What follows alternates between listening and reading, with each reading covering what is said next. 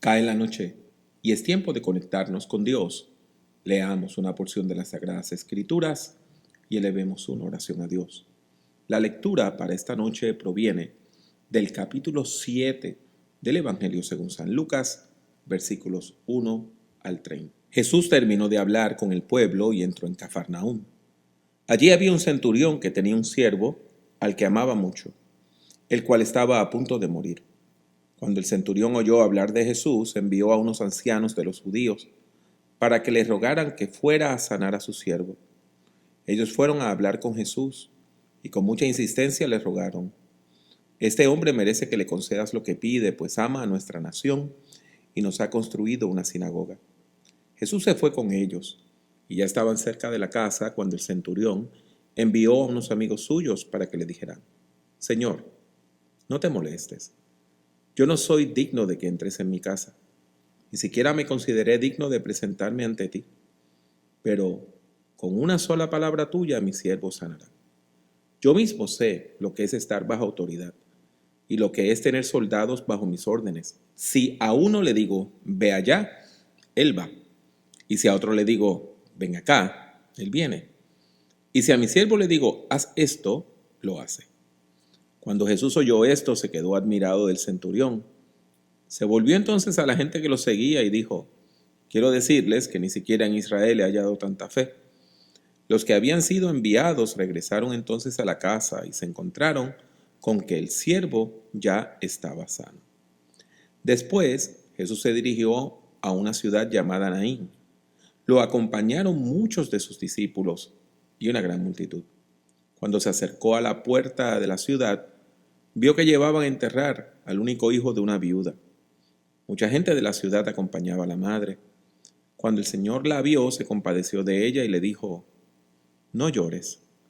Luego se acercó al féretro y lo tocó, y los que lo llevaban se detuvieron. Entonces Jesús dijo: joven, a ti te digo, levántate. En ese momento, el que estaba muerto se incorporó y comenzó a hablar, y Jesús se lo entregó a su madre. El miedo se apoderó de todos, y unos alababan a Dios y decían: un gran profeta se ha levantado entre nosotros. Y otros más decían: Dios ha venido a ayudar a su pueblo. Y la fama de Jesús se difundió por toda Judea y por toda la región vecina. Los discípulos de Juan fueron a contarle todas estas cosas. Entonces Juan llamó a dos de sus discípulos y los envió a Jesús para que le preguntaran: ¿eres tú aquel que había de venir o esperaremos a otro? Aquellos fueron a ver a Jesús y le dijeron: Juan el Bautista nos ha enviado para que te preguntemos si eres tú el que ha de venir o debemos esperar a otro. En ese mismo momento Jesús sanó a muchos que tenían enfermedades, plagas y espíritus malignos, y a muchos ciegos les dio la vista. Entonces Jesús les respondió: vuelvan y cuéntenle a Juan lo que han visto y oído. Los ciegos ven, los cojos andan, los leprosos son limpiados, los sordos oyen, los muertos son resucitados, y a los pobres se les anuncian las buenas noticias. Bienaventurado el que no tropieza por causa de mí. Cuando los mensajeros de Juan se fueron, Jesús comenzó a decir a la gente acerca de Juan: ¿qué fueron ustedes a ver al desierto? ¿Querían ver una caña sacudida por el viento? ¿O qué fueron a ver? ¿A un hombre vestido con ropa elegante? Los que se visten con ropa elegante y disfrutan de grandes lujos están en los palacios de los reyes. Entonces, ¿qué es lo que ustedes fueron a ver? ¿A un profeta? Pues yo le digo que sí, y a alguien mayor que un profeta, porque este es de quien está escrito: yo envío mi mensajero delante de ti para que te prepare el camino. Yo les digo que entre los que nacen de mujer no hay nadie mayor que Juan el Bautista. Aun así, el más pequeño en el reino de Dios es mayor que él.